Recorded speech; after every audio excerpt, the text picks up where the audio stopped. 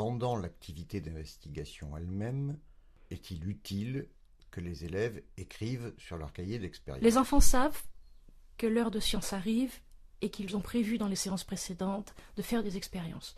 Ils n'ont qu'une envie, c'est de faire les expériences, et pas spécialement d'écrire.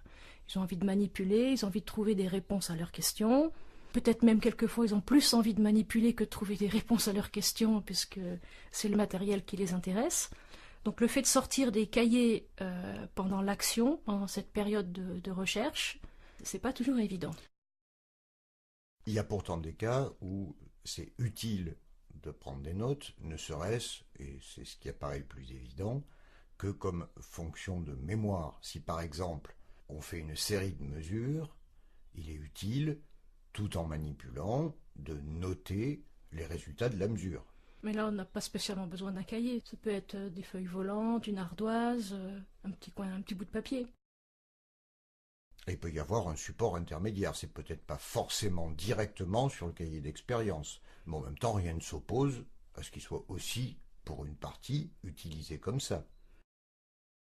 Je pense qu'il y a quand même cette fonction mémoire, mais il y en a peut-être aussi une autre qui est peut-être un petit peu plus fine, qui est une fonction d'objectivation, de trouver les mots qui correspondent le mieux à leur avis à ce moment-là, à ce qu'ils sont en train d'observer. Rechercher des mots tout en observant, il me semble que dans certains cas, ça peut aiguiser le regard. Le rôle du maître est important pour inciter les enfants à écrire. Ils n'en sentent pas le besoin, ils n'en ont pas envie pour la plupart, mais donc c'est le maître qui va donc susciter l'écriture, qui va même l'imposer, l'exiger, mais qui va aussi doser la quantité de ce qui va être écrit, mais doser aussi la difficulté de la tâche qu'il donne aux enfants, éventuellement aussi en préparant le matériel. Si on reprend l'exemple des températures, la première saisie des différentes mesures effectuées peut être faite comme elle vient, comme le fait spontanément l'enfant sur une feuille volante, parce qu'on rejette à plus tard, on repousse à plus tard le travail de structuration des données, de mise au point d'un tableau, éventuellement du passage à une courbe. Selon l'activité qu'on va faire après sur ces écrits, soit ça relèvera de séances de mathématiques, j'organise des données dans un tableau, ou je transforme des données en graphique, ou je dessine une courbe. Donc tout ça, c'est de l'organisation qui peut avoir un lien avec les mathématiques.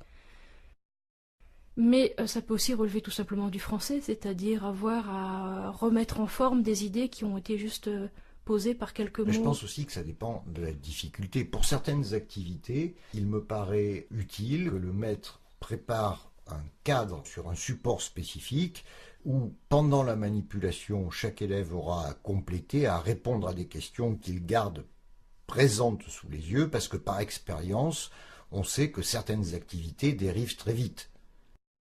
Au départ, je prenais une feuille de couleur pour les écrits individuels, les écrits personnels plutôt. Donc chaque fois que l'enfant était amené à écrire tout seul, il avait une couleur de feuille. Et quand c'était les écrits du groupe ou de la classe, je prenais une autre couleur. Le problème, c'est qu'il y a une telle succession à l'intérieur quelquefois d'une même séance que ensuite il y a un gros gaspillage de papier déjà. Et puis c'est assez difficile de remettre bout à bout tous ces écrits. Et puis si on s'est trompé de couleur, il faut tout recopier. Donc le codage après coup m'a paru plus judicieux.